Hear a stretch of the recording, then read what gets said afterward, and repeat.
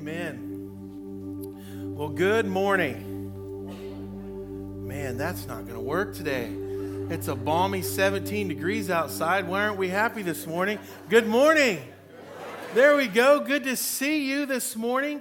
If you are new and you haven't been here before, we're glad you're here. And if we haven't met, my name's Kyle. I'm one of the pastors here. And we're excited about what God wants to do today. We're in a series called Questions Jesus Asked. Let's say that together. Questions Jesus Asked. Many of us have no kids that ask a lot of questions. My dad tells me all the time that when I was a little kid, I asked lots of questions. Maybe as a grandparent, you have a grandchild that asks questions, or someone you work with. Some people ask questions just because they're bored or out of curiosity or because they want to learn more. Jesus asked questions to teach truth with a purpose. And we've been looking at different things that Jesus things he asked and what the significance of it is. And it's our Easter series that will culminate on Easter. The question we're talking about today, let's read it together. So why do you keep calling me Lord, Lord, when you don't do what I say? Right? Some of us have asked a kid, like, hey, why don't you do what I ask you to do? I don't know, right?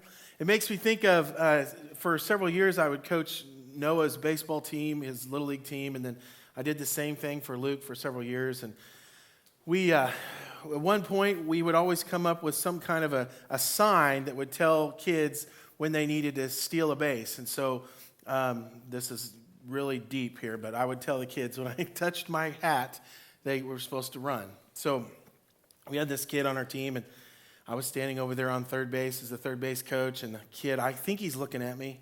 And I give him the sign, and the pitch goes, it doesn't go. I thought, well, sometimes you'll be looking in general direction, so I kept giving him the sign. He never went. So in between innings, I said, hey, buddy, did you see my sign? And he said, yeah, I did. I saw it. Do you know what that means? Yep, it's supposed to run. Okay. So what happened? Yeah, I didn't think it was a good idea. I said, I won't tell you exactly what I said. No, I'm just kidding. I said, next time, why don't you go ahead and run? And if you're out, do you know whose fault that's going to be? That would be yours. I said, yes, that's right. Got it. So next inning comes, same situation, doesn't run. I come to him afterwards. I said, why didn't you run? Yeah, I didn't think I could make it. I was just like, I think about that story because I think what the end of it was, I think it was probably with him less about the fact that he was trying to be disobedient and more about the fact that he was just scared. Sometimes when God asks us to do something or he's challenging us in some way or calling us to do something, sometimes we get paralyzed with fear if our eyes aren't on him. And other times it's just flat disobedience. Jesus is actually talking to this group of people. He's got a crowd there, his disciples, Jews, Gentiles.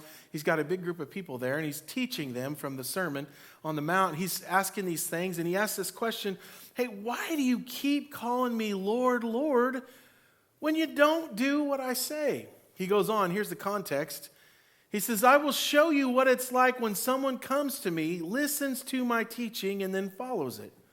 So he says, it's like a person building a house who digs deep and lays the foundation on what? On solid rock. And when the flood waters rise and break against that house, Jesus didn't paint this as if, it says when. He says when those flood waters rise and break against that house, it'll stand firm because it is well built. But anyone who hears and doesn't obey, right, the guy on first base, anyone who doesn't hear and doesn't obey is like a person who builds a house without a foundation. Let's read it. When the floods sweep down against the house, it will collapse into a heap of ruins. So Jesus starts, he's talking about wise builders and foolish builders. There are very few things more frustrating than giving someone sound, good advice and they choose not to take it. Hey, listen, I wouldn't buy that car, 16-year-old, I wouldn't. It's got too many things wrong with it, and they do it anyway. I wouldn't buy that house. You say you know something about homes. I've checked that home. It looks like it's got some mold in it, probably termites. I wouldn't buy the house, and they buy the house. I don't know, that person's really probably not who God has for you. All these different things. And they do it anyway. There's few things more frustrating than giving someone sound, good advice, and they choose not to take it. And Jesus is saying, look, there's wise builders and foolish builders. Which one are you? Why do you keep calling me Lord, Lord, when you don't do what I say? And as we know, and Adam mentioned this at the end of the service, as we know, the reason that God calls us to do certain things and wants us to be obedient is not just to try to give us a bunch of rules and restrictions. It's because he loves us. The same way that we understand as parents when we tell a child not to touch a fire or touch something hot on the stove, it's not because we're just trying to be, boss people around. It's because we love them. We want what's best for them. Jesus is the same way. So in other words, as he's asking this question, he's saying, if you're going to call me Lord, then let's read it together, then treat me as Lord, right? If you're going to call me Lord, if you're going to say that I'm Lord, then treat me as such. In other words, what he's saying is, if you're saying that I have the authority, if you're saying that I'm in charge, that you're surrendered to me, then live as though you're surrendered to me. Be obedient to me. It's kind of like the kid on the team. Yeah, I'm on this team. That's my coach. Don't listen to him, but that's my coach, right? And we can tend to do the same thing with God. We give lip service, but then we're not actually doing what he's wanting us to do. So there's a few takeaways, right? Here's the first. Following Jesus is really more than just lip service. Let's read that together. Following Jesus is more than just lip service. Listen to this quote. Christ doesn't want our words, he wants our works. Christ doesn't just want our words, he wants our works. So can I tell you something today? For those who maybe are new today, you're online, you're checking this out for the first time. We are not saved by our works. We can't help enough old people across the street. We can't do enough good things. None of that saves us. It's only through the grace, the love, and the mercy of Jesus Christ that sent his Son into the world to be our salvation. There's no way that we can add or take away from what Jesus has done. It's finished. We are not saved by our works. But having said that, we are saved for works. In other words, one of the things that happens is when we have Jesus into our heart, his Spirit comes inside of us and we produce fruit, right? Love, joy, peace, patience, kindness, goodness, gentleness, faithfulness, self-control. Those things are parts of the works. And then there's other things that God calls us to do. He calls us to serve. He calls us to let our light shine. This is just a silly example, but Pastor Adam's and Jeannie have been talking about ways that you can invite people to church on Easter. We've got Celebrate Recovery coming up next week. It's going to be a massive thing in our community. Those are opportunities for you to let your light shine. We are saved not by our works, but we are saved for our works. Jesus said it this way, if you love me, keep my commandments. In James, it says this, but don't just listen to God's word, we must what? Do what it says, right? We must do what it says. Otherwise, you are only fooling yourselves, right? A fool is someone who gets wise advice, and there's not a better place to find wise advice than in God's word, is to look at God's wise advice, to hear good, sound instruction, and to do the exact opposite. Scripture calls that person a fool. He goes on to say, for if you listen to the word and don't obey, it's like glancing at your face in a mirror. You see yourself, walk away, let's read it, and forget what you look like. He goes on to say, but if you look carefully into the perfect law that sets you free, and if you do what it says and don't forget what you heard, then God will bless you for doing it. I love this word carefully. There for a while we were has anybody heard of HelloFresh? It's this food thing. Some of you guys know what that's about. My wife got that for a while, and I'll be honest, I can cook a hot dog, I can grill a steak, I can cook a burger, I can make spaghetti where you just dump the ragu in there with the noodles. I kind of think I know what al dente means. I mean, there's a lot of little things that I can do, but I'm not really a cook, okay? Some of you are cooks, so I can do a few things. But man, this HelloFresh, it makes you feel like you're a chef. You know what I'm saying? Because it has instructions in the box. Anybody used it? Yeah, a few of you. Some of you are like, I don't even like it. Okay, well, I don't know if you do or not. I'm just telling you the story that goes along with this. And the reason I like it is, especially early on, is, okay, like, how am I supposed to chop this onion, right? How am I supposed to do this? What time am I supposed to put this on? How do I do that? Like, it's step by step. It gives you instructions. And at the very end, most of the time when I cook it, it kind of turns out how it's supposed to, right? But you want to know one of the reasons that it turns out well? Is because I try to be careful to follow the instructions, right? Listen to what James says. But if you look how? Carefully. Now, a lot of times we try to equate everything to salvation. Well, whether we look carefully or not, Jesus died for us. Yes, he did. But if we love him, we want to spend time with him. We want to look like him. Some of you have been around a long time, have heard this story, but we have several new ones. But when I met my wife, I didn't want to spend less time with her. I wanted to spend more time with her. I wanted to get to know her. I wanted to know what her pet peeves were. I wanted to know what she liked, what she didn't like, what kind of music she listened to. I wanted to get to know her because I was interested in her, right? Jesus said, if you love me, we know the saying, keep my commandments, or at least you heard it earlier. If you don't know it, if you love me, keep my commandments. But essentially what Jesus is saying, if you love me, get to know who I am. Get to know what makes me tick. Get to know what I desire for you. Because whether we acknowledge this or not, we were created in the image of God to fulfill his purpose. And we can put drugs and money and sex and all the worldly things inside of our heart to try to make us feel happy. But the reality is nothing fills the God hole in our heart except him. I'm preaching the truth today. And if we love him, if we believe that he really died for us, we're going to celebrate that in a few weeks on Easter. If we believe that his blood was shed, that he was flogged, that he willingly took up his cross and he died for you and for me, if we believe that, if he is our Lord, then why wouldn't we look carefully into what his word says?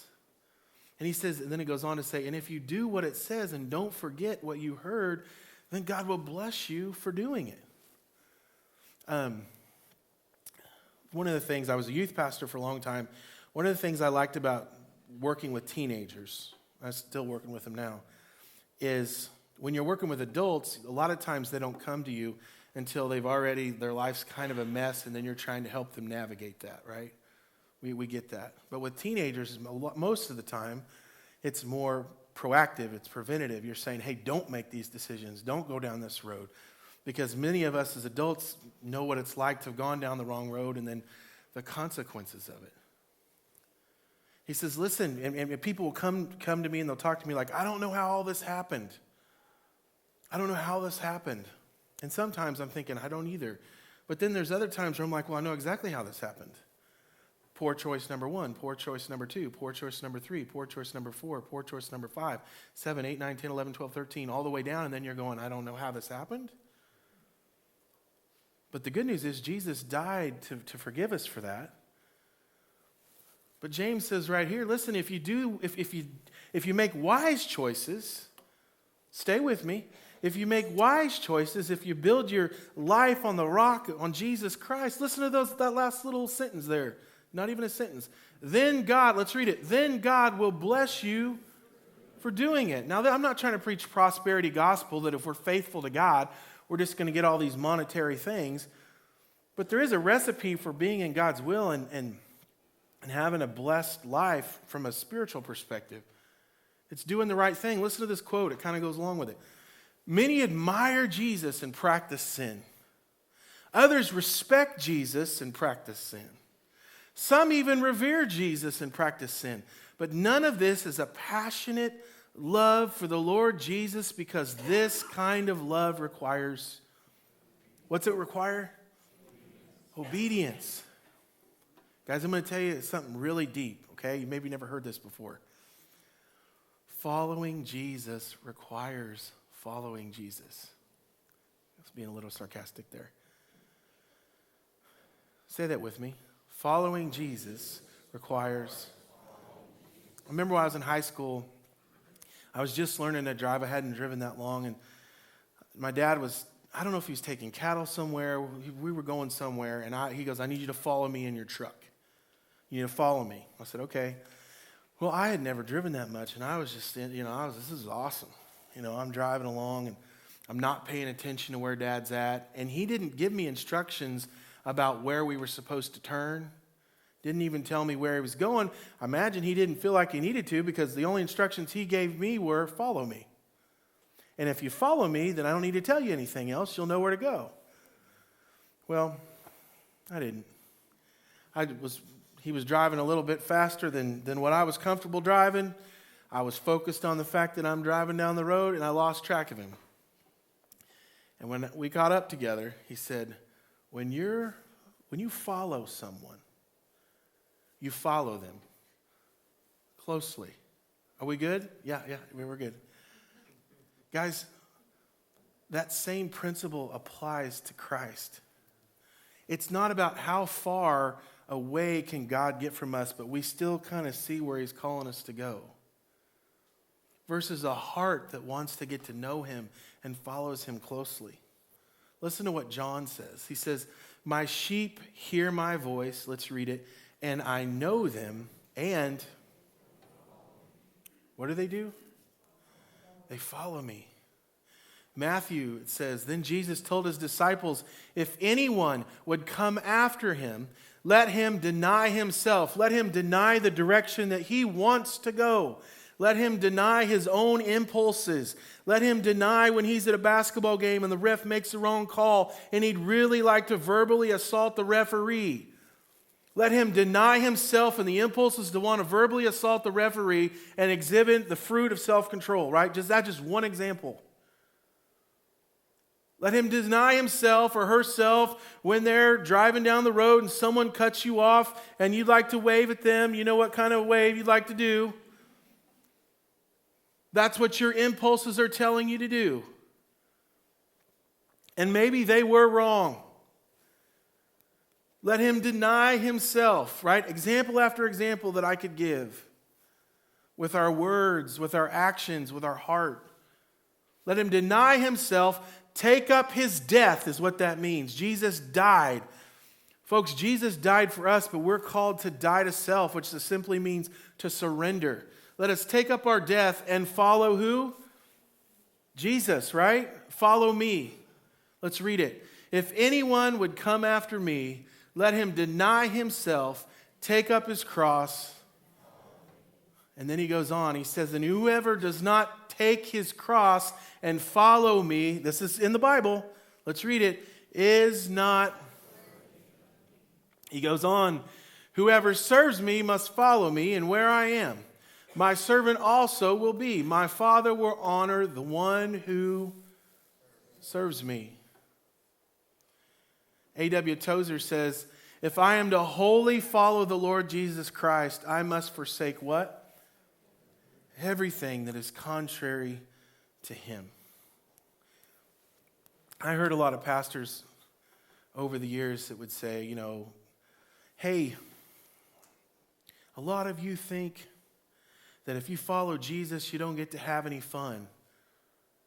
And so you just need to know that if you follow Jesus, you still get to have fun. And obviously that's true. But when we think of forsake everything, I think the reason pastors say that is because when we hear something like forsake everything, it's like we don't get to have any type of a life at all. Can I just speak to that for a second? Jesus said that the thief comes to steal, kill, and destroy. Jesus said, I have come that you may have life and have it abundantly. See, when we surrender our lives to Jesus, sometimes we forget, we focus on what we've got to give up or what we've got to leave behind or whatever that looks like, rather than focusing on what we get. What's peace worth to you?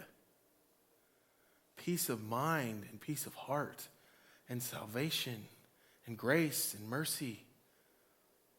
and his fruits of the Spirit. I want to ask you a question this morning. Is there anything in your life that God is calling you to surrender to him? Maybe he's not blatantly saying, would you give it up?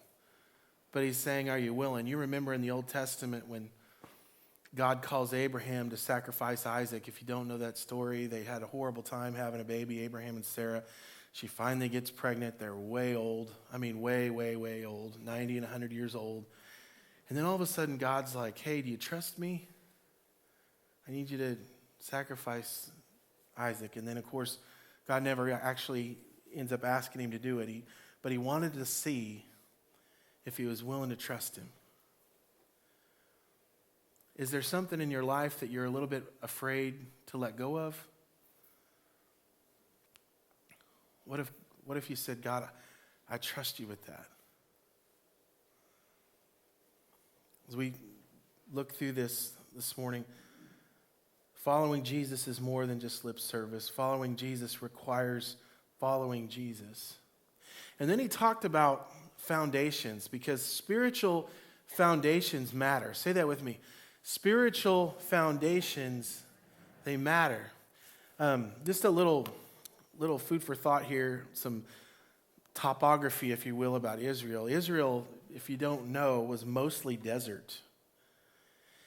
And what you would find throughout Israel are these dry gulches that are similar to like an empty creek bed.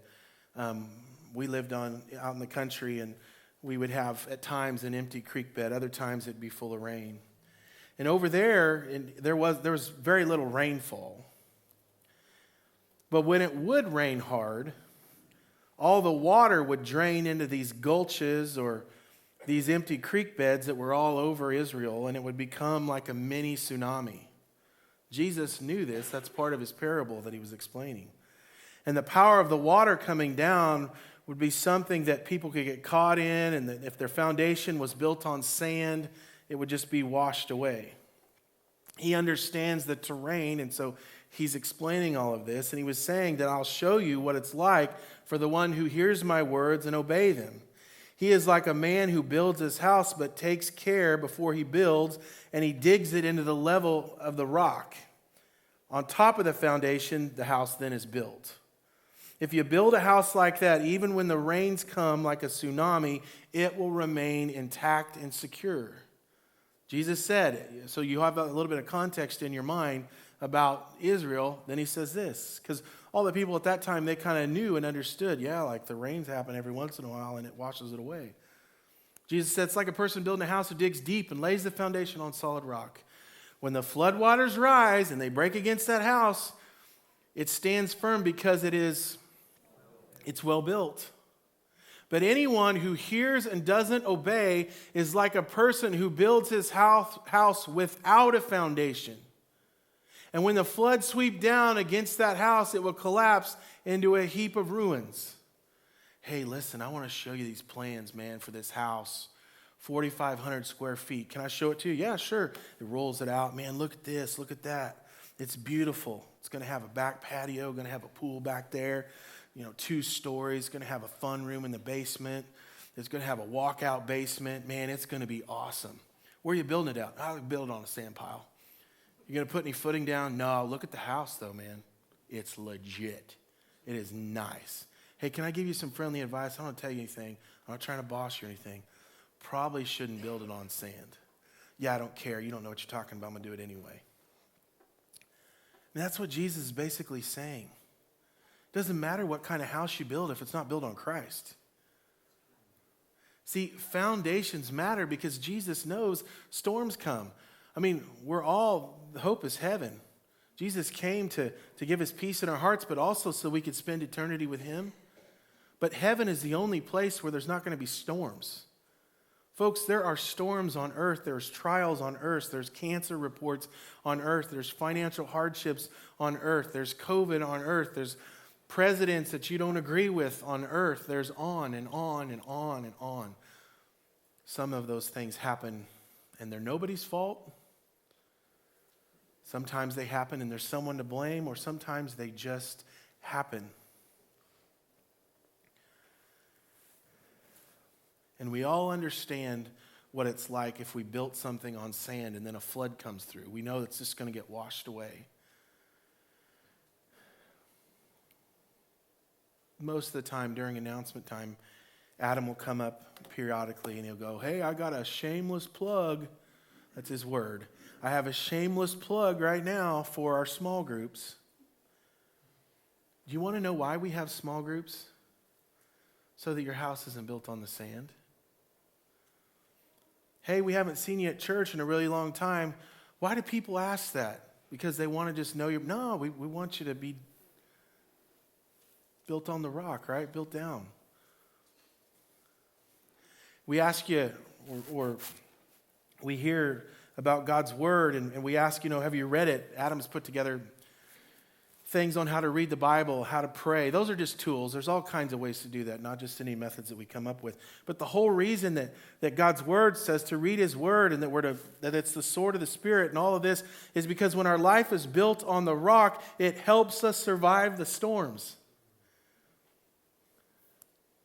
Jesus was built on the rock. He was God. He says out loud, my God, why have you forsaken me?" God literally turned his back on his son and allowed him to feel the weight of our sin. And Jesus didn't say, "Enough." And you want to know why he didn't say enough? Because Jesus was enough. Folks, whatever storm you're dealing with, if your foundation is Jesus, he is enough. But no matter how beautiful or sexy or amazing your house is, and all the cars you have and all the money and the perfect job and all this other stuff, or vice versa, no matter how life, whatever I might come up with, if it's not built on Jesus, it gets washed away. Because there's a God-shaped hole in our lives that nothing or no one else can fill. Spiritual foundations matter. Jesus said in Matthew 7, which is connected to Luke 6, it says, "The rain came down, the streams rose, and the winds." This is like the Three Little Pigs, but it's the truth. "The rain came down, the streams rose. I'll huff and I'll puff and I'll blow your house down. The rain came down, the streams rose, and the winds blew and beat against the house," like the little brick house at the end of the little thing, right? It wasn't the Three Little Pigs. It comes from Jesus. "The rain came down, the streams rose, and the winds blew and beat against that house. Yet it didn't fall." Why, church? Let's read those yellow words. Because that's all we have, church. COVID happens sometimes. The person that you didn't vote for gets elected president sometimes. Your spouse doesn't treat you the way that you would like them to sometimes. Things get really hard sometimes. The doctor comes in the room and whispers in your ear or someone that you cares about ear things that you thought would never happen to you. Plans that you've been having since you were young in your mind, and they are not coming to fruition the way that you thought they would.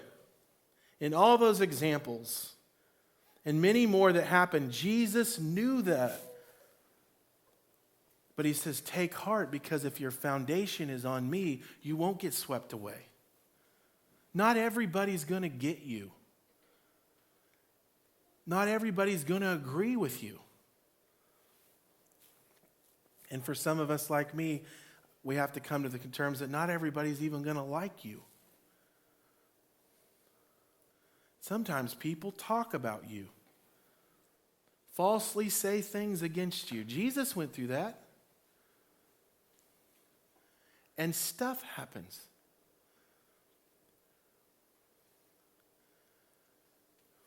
Are you prepared for when the storms come?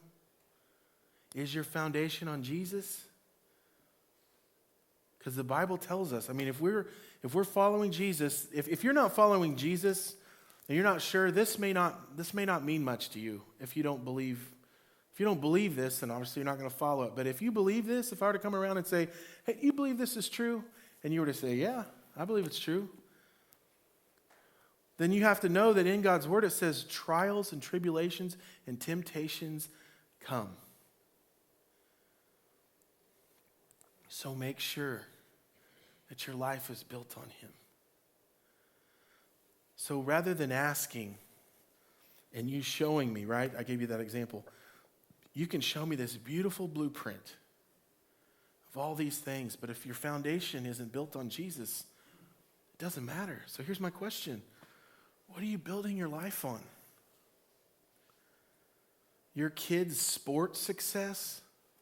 Okay, now they're done. They're out of high school. Now what? You spent all this time and energy on that. They got 50 years of their life yet. What did you reap? What did you sow and reap with that? Well, I made a lot of money. In fact, I was sharing this with you a while back. A friend of mine was talking to another guy that was passing away. He was bragging about how much money he had. And my friend goes, you can't take it with you. You can't put it in the back of a hearse or put a U-Haul in the back of the hearse and take it off and bury it. I mean, I suppose you could. We build our life on sports. We build our life on worldly possessions. We build our life on image, what people think about us or what we look like. We build our life on what others think. Folks, what if we built our life on Jesus and who he is? I'm telling you the truth this morning. Jesus asked the question. It really wasn't just for that group. It's for me too, and it's for you. Hey, listen, you keep saying that I'm Lord, but do you understand what that means? It means when people don't get you. It means when people don't understand you. It means when the doctor comes in the room. It means when this. It means when that. It means when this. Why do you keep calling me Lord? But you don't trust me. See, foundations we can trust, right? So obviously you're trusting sand? Or you trust in the rock? See, what you build your life on determines your allegiance, not your words. We all have people in our life, and we've probably done it too, where we've said certain things. Luke kept asking me to go fishing this week, and it was freezing outside. I'm like, yeah, we'll go, buddy. Yep, we're going to go. Yep, we're going to go. About halfway through the week Whitney goes, I don't care how cold it is, you are taking that boy fishing. So we go out, and it's blowing sideways, and I'm just, you having fun, Luke? And what Whit was saying was, don't say you're going to do something, right? And not do it. Yeah, I'm a Christian. I'm a Christian. It's not what we say. It's who we are. Our allegiance determines what are you building your life on.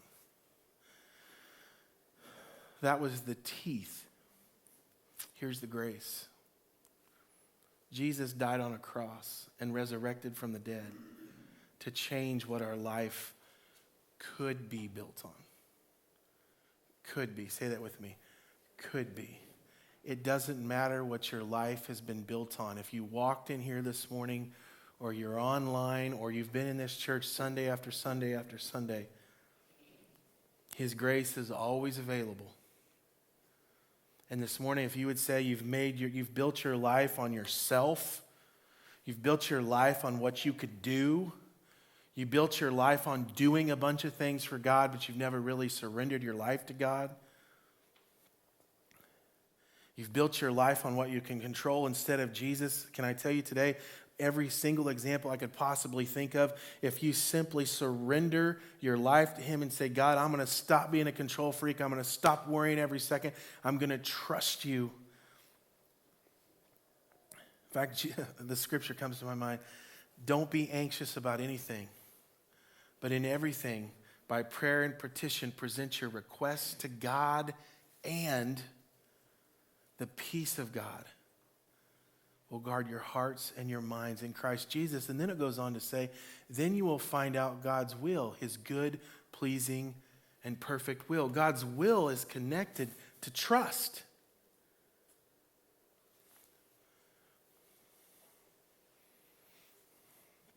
I don't know how many were there that day when he asked this question, but a lot. And you probably could have heard a pin drop because Jesus was teaching. And even the ones that weren't following him, they at least knew he was different. And he starts out the next section talking about foundations and wise and foolish builders. He starts with this question that we keep repeating today. So,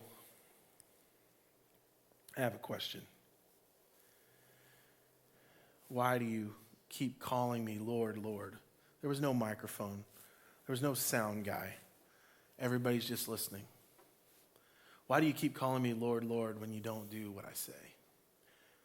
It's really hard to do what Jesus says if our life isn't built on who Jesus is. So all that to ask this, is there anything in your life that you have built on some other foundation? Maybe it's a foundation of worry. Maybe it's a foundation of anxiety.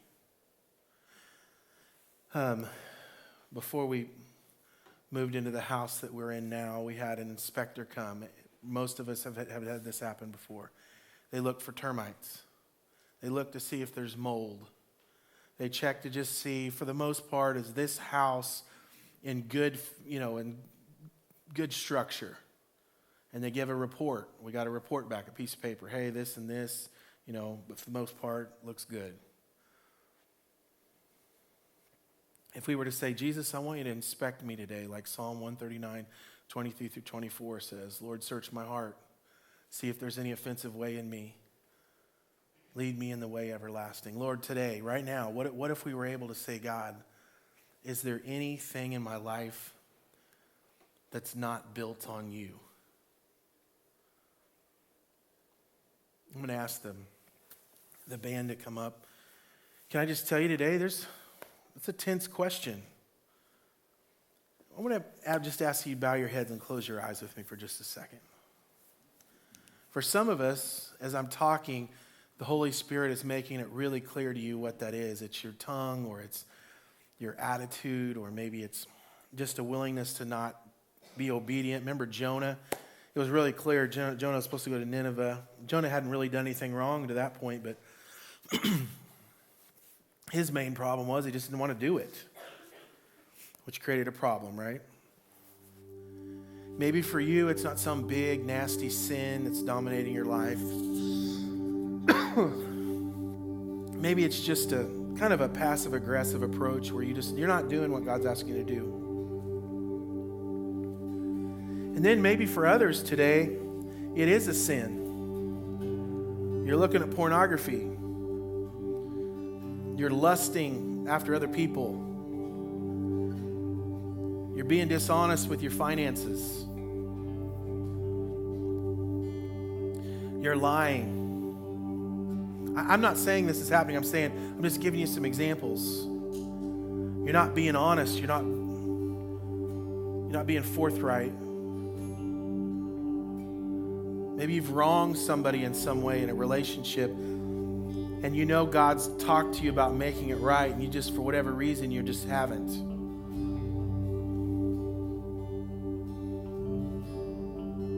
And let's be honest, to take the pressure off, at some point in our life, all of us in some way have failed God and not done what we're supposed to do. But here's the question that Jesus has for me, and he has for you.